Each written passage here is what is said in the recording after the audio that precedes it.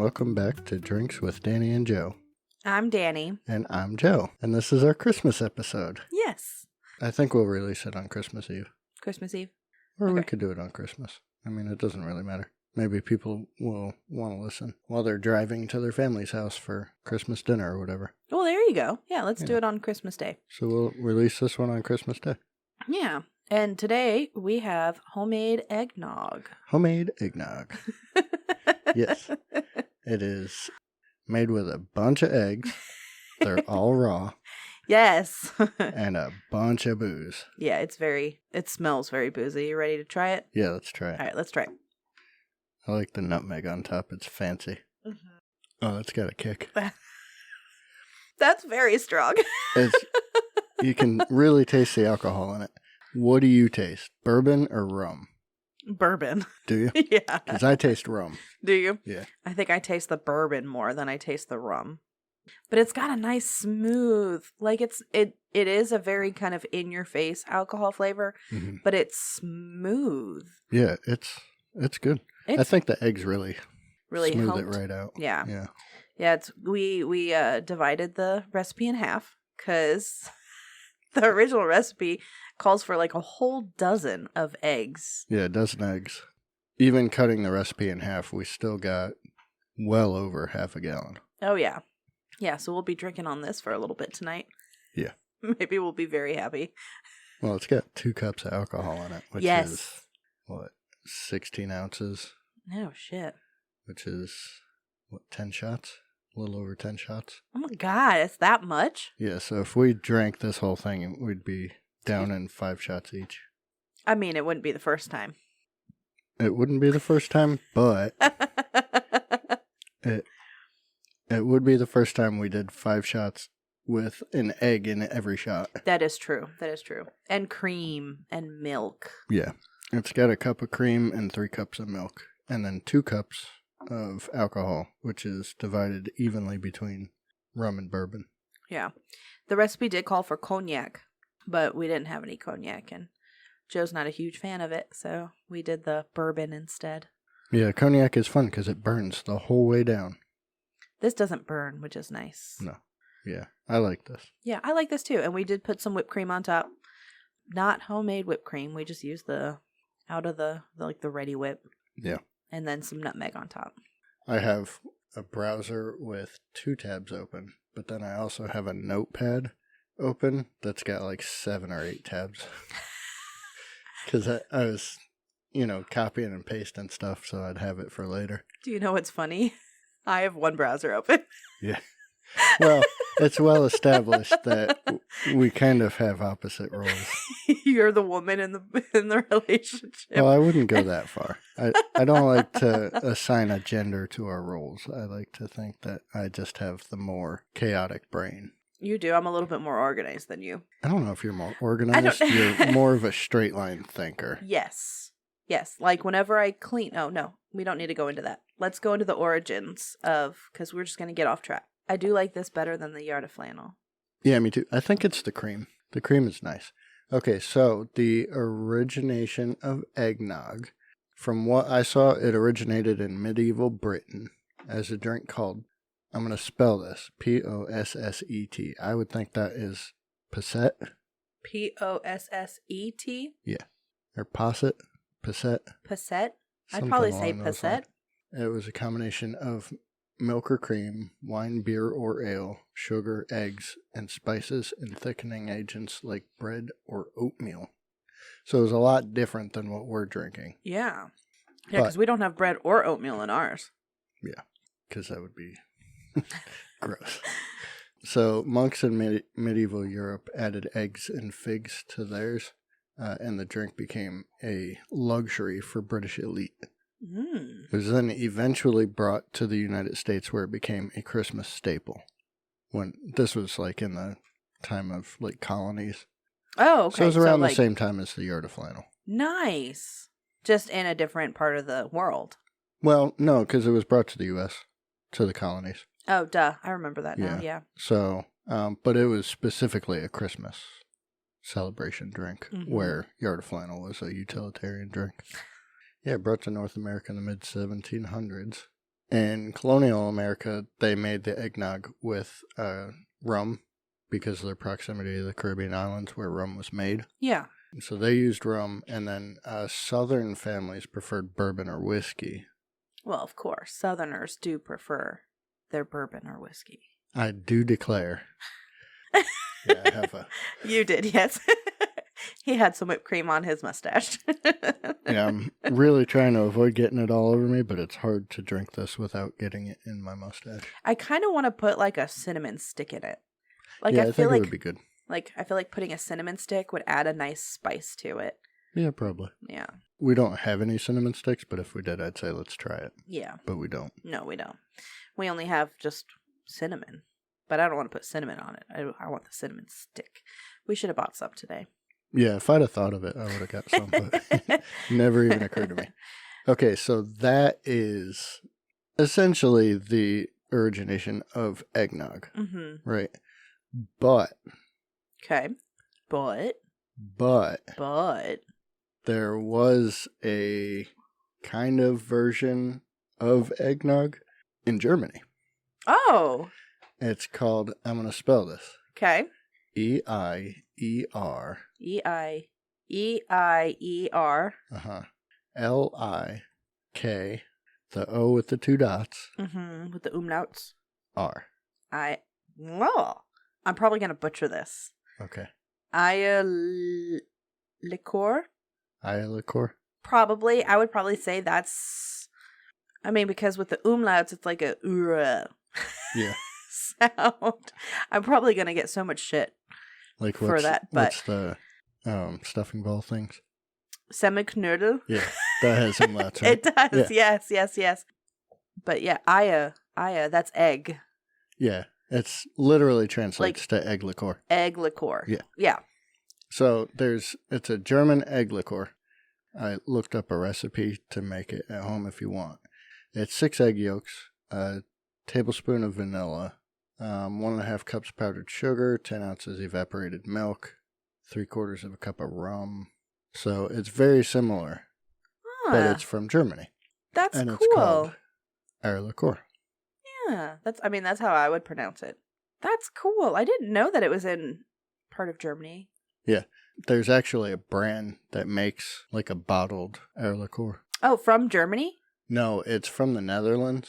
Oh, okay. But it's essentially the same recipe. So it's called Advocaat. We used to carry it when I worked in the liquor business at the store that I worked at. Okay. So I was going to get some so we could sample it. What? Was that too convoluted? It was just funny. I was going to get some because I was at that store today resupplying our liquor cabinet. And they apparently don't sell it anymore. I wonder where you could buy it now. Like, I think maybe it just wasn't a big seller, so they stopped carrying it. Well, I mean, if I would have known and seen it, I probably would have bought it. Because if I see something German, I tend to love to buy it. Yeah. Well, they also don't carry... They used to carry a German... It was an apple liqueur that is called apple corn or apfelkorn. Apfel? Yeah. Yeah. They don't carry that anymore either. No. So it also must not have sold very well. Probably not. But it's cool to hear about the German thing because I'm German. Correct. Yes.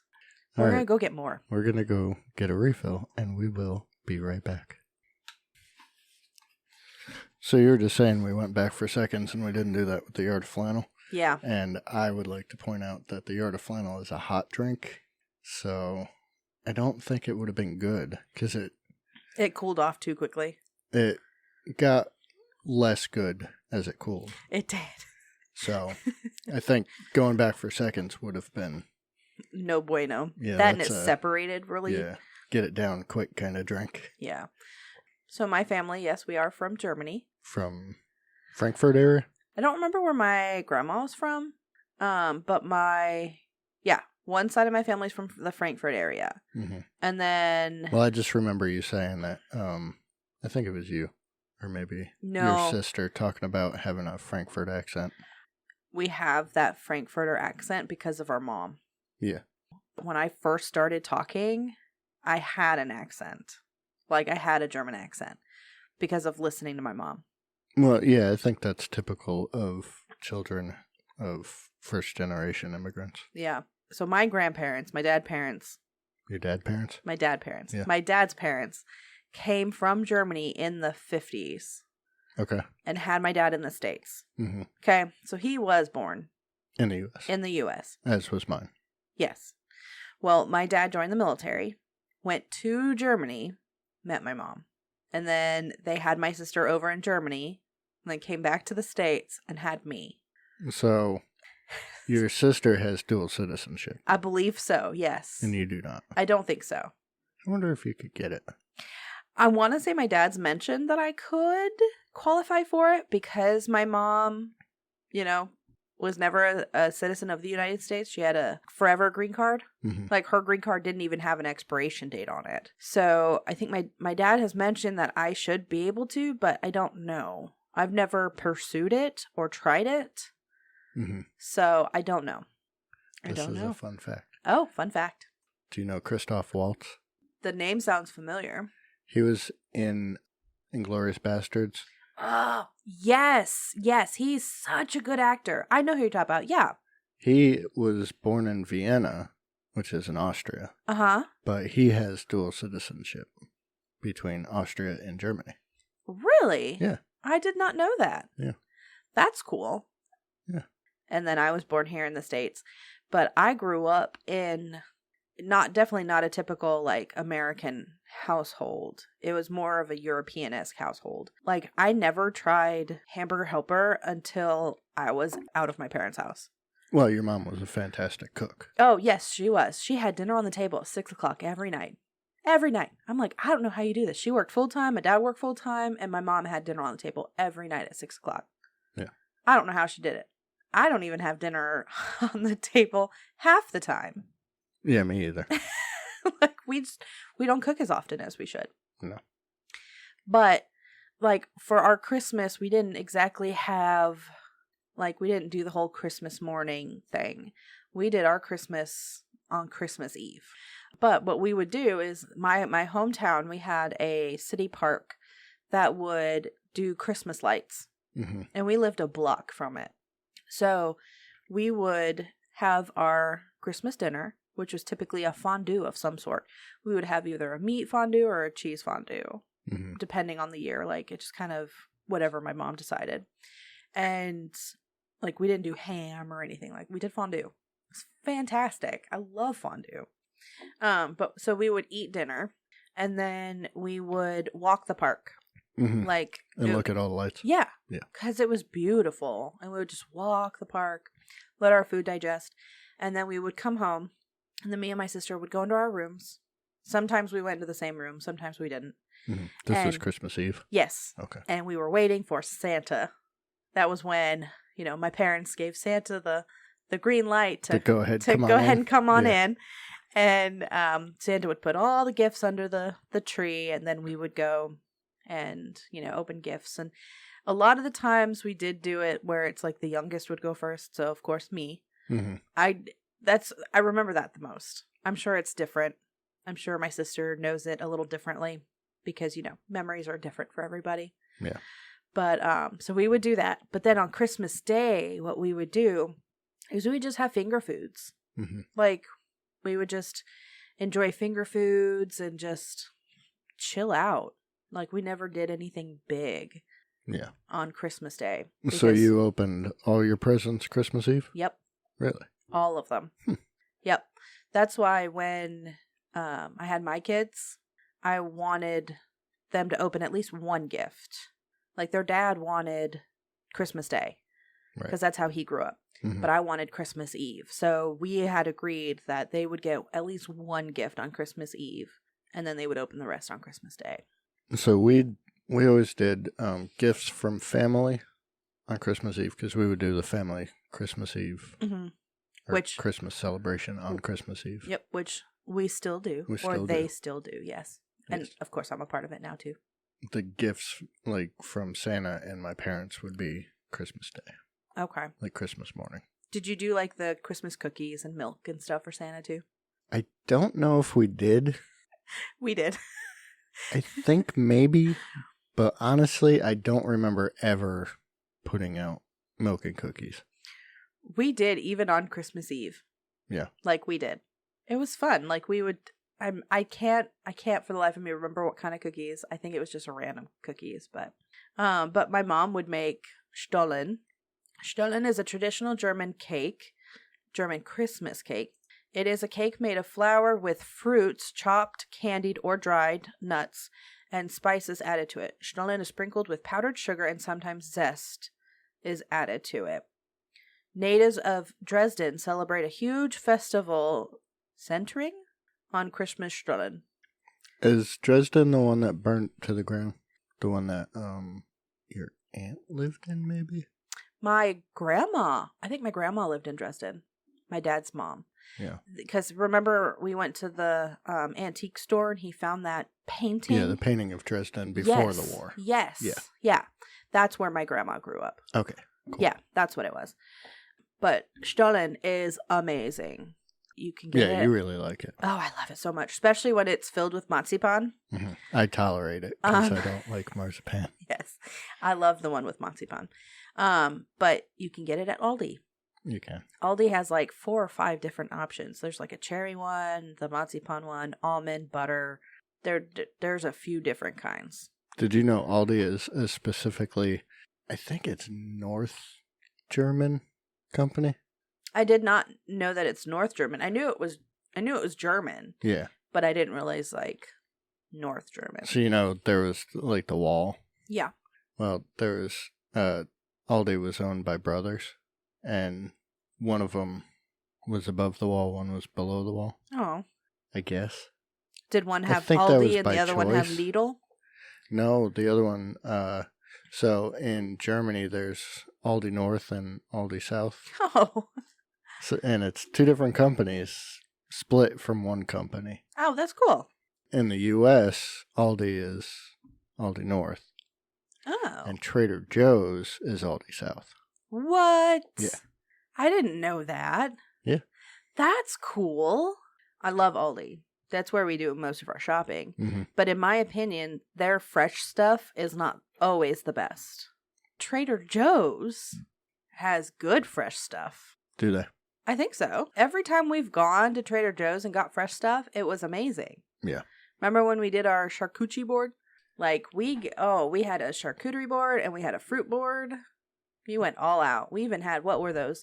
Yeah, there were some kind of blossoms, but I don't remember Your what. sister loved It was like fruit roll-ups. Yeah. Yeah. Yeah, it was. We might have pictures of it. If we can find pictures, we'll put it on the gram. Christmas growing up was definitely something we always looked forward to. My mom did have it to where we could not listen to any Christmas music until Thanksgiving.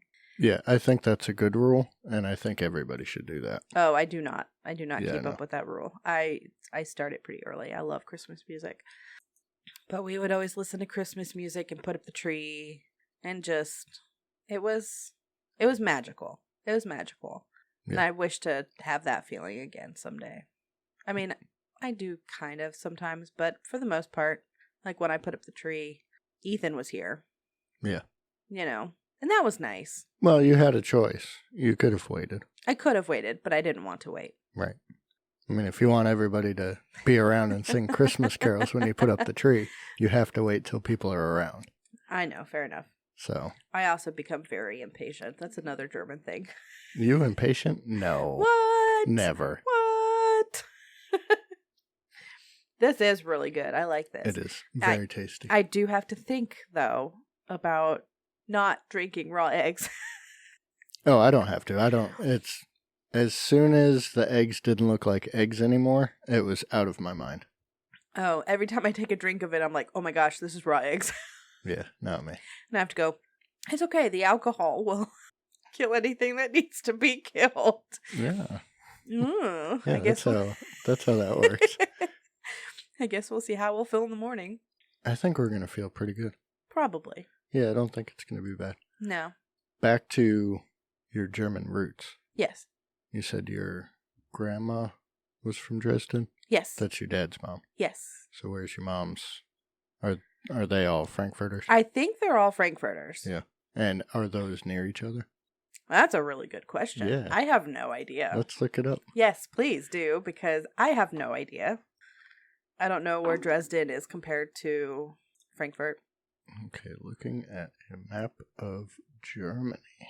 I see Berlin, I see Hamburg, I see Nuremberg, I see Munich. I see your underpants. So Dresden is kind of east, and then Frankfurt is kind of west Germany, but like middle west. Oh, yeah, they are. Yeah. I went when I was 14 to my grandpa's hometown, Mm-hmm. which was Bad Hersfeld. Mm-hmm.